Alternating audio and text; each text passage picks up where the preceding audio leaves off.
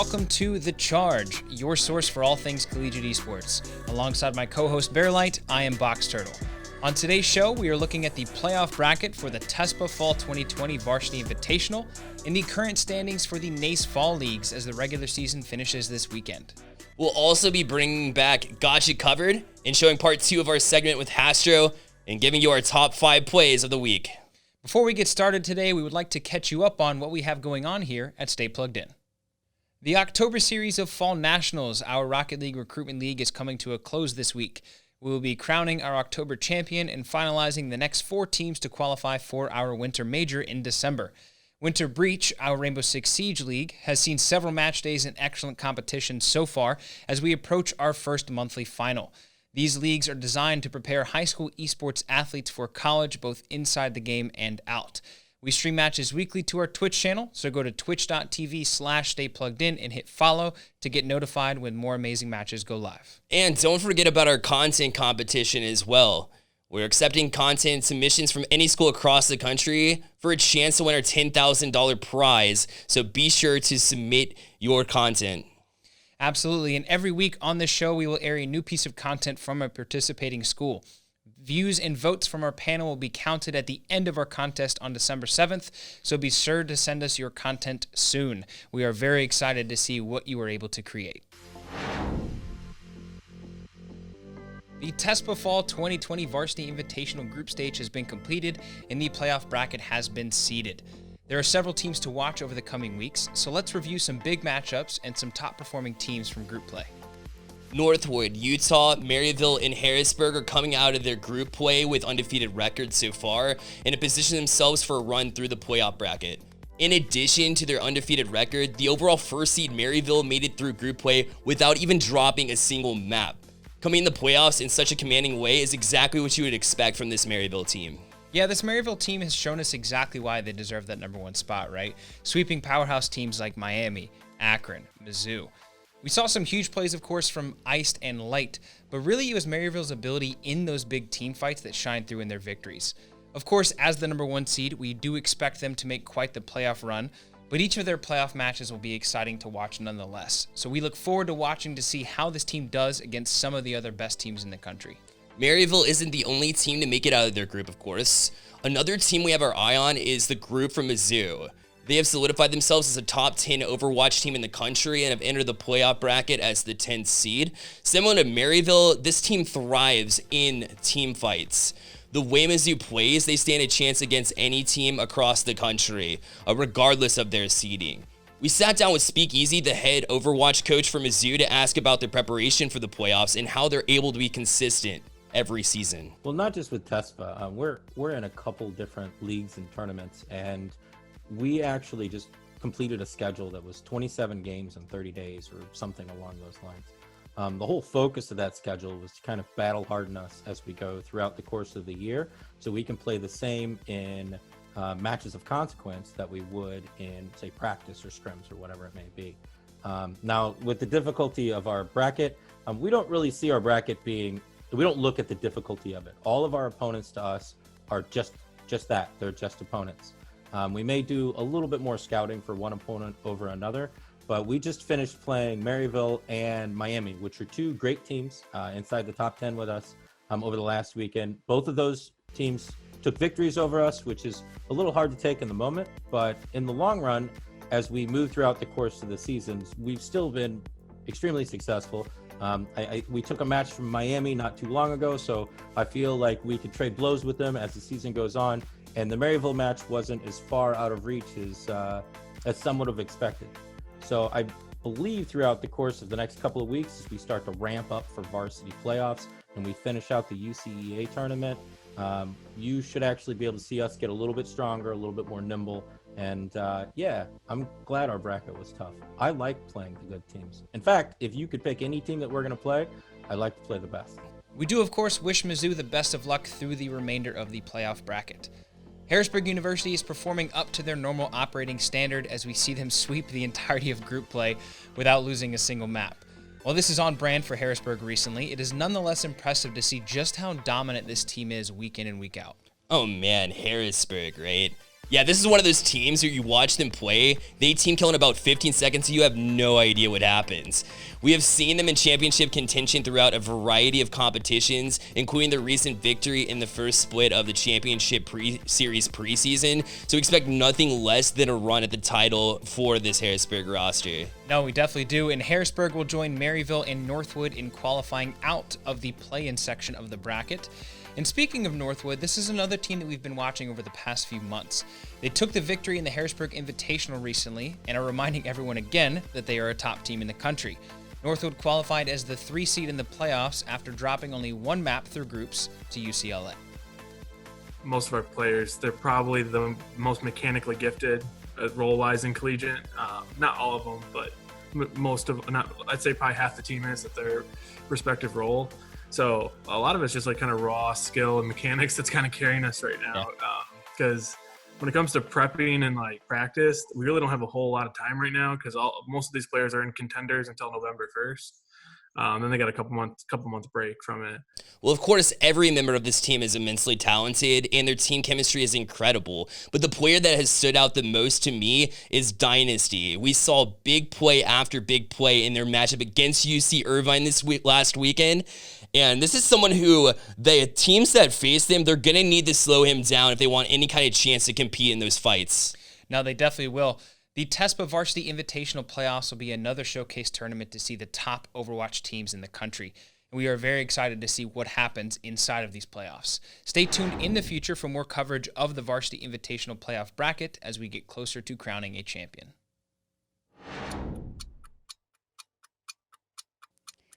Hello and welcome back to Gachyuh Covered. Let's take some time to talk about how to have a conversation with your parents about esports. Many of you have trouble explaining esports to your parents and helping them understand why you invest so much time into gaming. Here are some tips to help your parents understand your passion a little bit better. Communication is key. Tell your parents ahead of time when you have a match. Work with your parents to build a schedule. Let them know when you'd like to practice or play matches each week. This way, mom and dad know when you're available or not ahead of time, so when game time comes, it's not a sudden, Mom, I can't do this right now because I've got a match. Always approach the conversation with balance in mind. Gaming for 18 hours instead of doing homework or sleeping is not a good idea. Everyone has a different routine, but like anything else, if you're able to get your studies and homework in, as well as generally being helpful, your parents are more likely to give you the space you need to hit the grind with your teammates. When mom and dad ask what you plan to do with esports, tell them about all of the skills you're gaining, such as communication, strategic planning, critical thinking, stress management, and overcoming adversity, and so much more. You'll need these things in college and your career, and they're great things to work on with your parents. Lastly, ensure you're spending quality time with your friends and family. If mom and dad think you're only gaming 24/7, they'll have more pushback.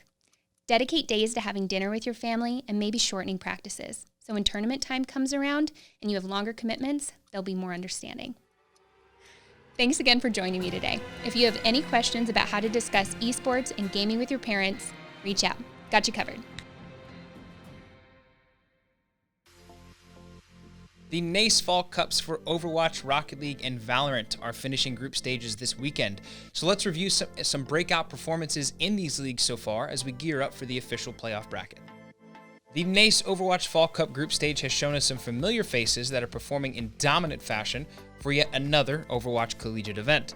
Boise State, Mizzou, and Northwood are unsurprisingly atop their groups, with teams like Southeastern, Indiana Tech, Lords, and Southern New Hampshire joining them. Yes, Southern New Hampshire, this team has impressed me so much so far, and one of the things that I've noticed about this team is the tank play from Darling and Pepto, and their aggressiveness on those control point maps have been absolutely outstanding. It's been great to see, and in a game where teamwork wins, it honestly wouldn't surprise me if they took down some top teams in the playoffs. No, it definitely wouldn't. And speaking of teams that we are watching closely, Lords University is another one. I got to watch their matchup against Muskingum, and I was immensely impressed with their performance on Junkertown. Ned Nerb had an incredible 4K that secured the map for them, but honestly what stood out to me the most was that every kill was assisted by so many people on the team. The kill feed would light up with 2 or 3 players involved on most eliminations, and that's exactly the type of performance that you want to see from a team that's on top of their group. They will need to continue that style of play into the playoffs as they go up against other undefeated teams. The NACE Rocket League Fall Cup includes over 100 teams, and none other than Northwood has shown the epitome of dominance so far. They continue to run through Rocket League on every front, and as we mentioned last week, they lead their conference in CRL. Well, it's no different here in NACE. Is Northwood University the best college program for Rocket League right now? Northwood brings the perfect combination of three things: experience, talent, and emotion into every single one of their games. Noxus, Pirates, and Buddy play at such a high pace, and it just hasn't been matched in either league so far. Northwood has been incredible. Yeah, Northeastern, on the other hand, finds themselves at the bottom of the Eastern Conference in CRL, yet they are in a great spot for the race in the playoffs for NACE. Do they need to shift their focus from CRL circuit to NACE, where they have a better shot to make the playoffs? Well, not exactly the start they wanted in CRL, right? There are a couple of positives that they can bring, though, into NACE. Northeastern use these CRL matchups as experience as they move forward, and they've also faced Northwood in the CRL circuit, so they can use some replay review in order to make their game just that much stronger. When it comes to game plans, they definitely need to shift their focus to NACE and see if they can make that playoff push when they begin November 1st. After the game's release in early June this year, Valorant has been added to the long list of esports leagues hosted by NACE this fall season. When a new game is released, it usually takes a while before we see a college program dominate with multiple teams. It didn't take long, however, for Boise State to make their presence known. How did Boise State get such a quick jump on talent inside this Valorant scene? One of the big things to do when there's a new game released to get ahead of the game is to know exactly what you're looking at with the new game. Usually it's a combination of two games that already exist in a competitive fashion, and that's the same thing for Valorant, right? You have all the character abilities that you can take from Overwatch, combine that with CSGO and the talent there for positioning and strategy with bomb placements, and I think Boise State got ahead of it, and one of the ways that they got ahead of it was their coaching. They already have a stout Overwatch team as we speak, so using the coaching abilities, two players that are familiar with CSGO is the perfect combination to get your players ready for a brand new game, and Boise State has capitalized on it. Yeah, well, they're clearly doing something right with their teams, with both of them having top records and round differentials that are absolutely off the charts as well. Their competition moving forward will be Eastern Kentucky, Ontario Tech, St. Andrews, and Mizzou, who are all currently leading their groups as well. Yeah, I think Mizzou is who you look out for if you're Boise State. The reason being is Mizzou's the only team to take out one of those Boise State teams in any of their series, and it was a sweep as well. Granted, it was their alt team. Missouri looks very strong and brought down this Boise State team from their stratospheric numbers that we were talking about earlier. So I think that Mizzou is definitely one to watch when we come to playoff time. The NACE group stage ends this weekend with the playoff bracket soon to follow. We will, of course, have more coverage for you in the coming weeks as we see which schools are going to take away the championship inside of these fall cups. Now let's take you through our top 5 plays from collegiate submissions from this week. Coming in at number 5, College Star League Valorant, Tulsa's Remix playing Omen gets the triple kill to secure the round. There's 1, 2, and 3, and flawless. And if that wasn't enough here, just 3 rounds later, he's going to go back to work here. Again, Remix finishing the round with a 26-8-4 KDA, and Tulsa ends up winning the set 2-0 against MBU. We do love clips like that. Coming in at number 4, CRL Game 5, North Texas facing off against Oregon. D-Bank is going to go up high for this one to get the flip reset, outweights DeSkippy, and is able to beat AJC with a bouncer off the post and in. Absolutely beautiful. This crafty goal is going to come from some revenge from a play later on in this top 5. And we have coming in at number 3, back to CSL Valorant match between Tulsa and MBU. Jack Biker going to town with the quad kill. Watch as he works around the Omen. And then hops in with the curveball last second to go to town and take out the last attacker in a flawless victory. And again, they take the series. Coming in at number 2, we are over to TESPA Overwatch, North Texas versus Hawkeye Community College. Hawkeye pushing after securing that second checkpoint on Kings Row, but check out that teleporter there from Mediocre as Aspect is going to fly in on the Reaper to get that double kill. UNT is going to take that round 3-2 and is eventually going to take the series in a 2-0 sweep. And last but not least, at number 1, we have Leland with the crazy redirect there with just 19 seconds left in this game, coming from the opponent's back wall. Skippy with a great job to set him up. And look at the distance he covers here, too. A great job there as North Texas will win this series 3-2. If you would like to be featured on our weekly top 5, head to the Charge Discord to submit your clips. The link is down in the description below. We would now like to show you part 2 of our interview with Mike Rufail, former Call of Duty professional and the Chief Gaming Officer at Team Envy.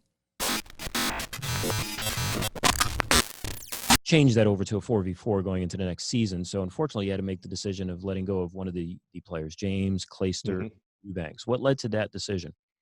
Oh man, that was the worst decision I've had to make in my career because look, like we had the dynasty team. We already knew we were about to go out and maybe win again next year with this team. And we're so confident in what we were doing with these 5 players.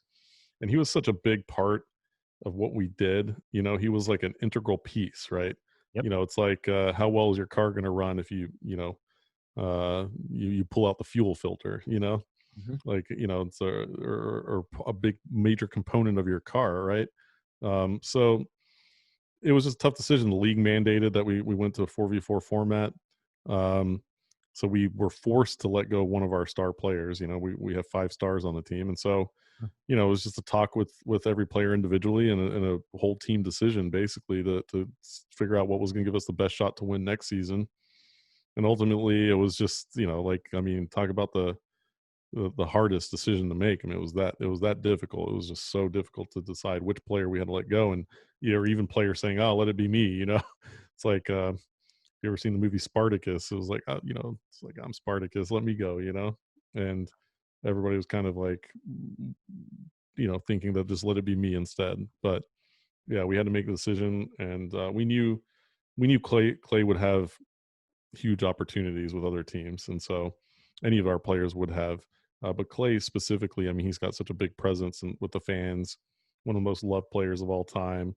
We knew other top organizations were going to want to take him. And so, I think he understood that. Took a couple days for him to feel okay about it. And, he's happy now.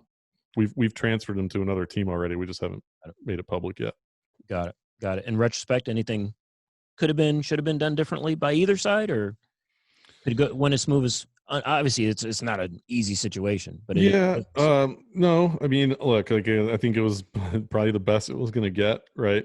We were emotional about it. He was emotional about it. I shed tears over it. It was that bad. For a couple of days when I had to talk to him. But yep, I can imagine it. It's really disappointing. But we understand, and you can't. There's really nobody to blame. And Clayster himself said it. He's like, normally when I get cut from a team, there's somebody I can kind of unleash my anger on. And this one, it was like, there's nobody I could really be that mad at, And so, it was just a tough situation when it's rarely seen in sports, when the league basically forces you to remove a player that you don't want to remove. And that is all we have for you today on this episode of The Charge. Remember to check out our recruitment leagues, the Fall National and Winter Breach, as well on our Twitch channel. And colleges, continue to send us those awesome clips so we can get you featured in the content contest sweepstakes. Absolutely. And if you haven't already, please make sure to like, subscribe, and turn on notifications so you never miss an episode of this show. And don't forget to go to espin.gg to find out more about the amazing things we are working on here every day. And lastly, you can find us on Twitter at stay_plugged_in. You can find me on Twitter at CLTBoxTurtle. And me, Bearlight, at Bearlight Gaming. Thanks for watching this episode of The Charge, and remember, stay plugged in.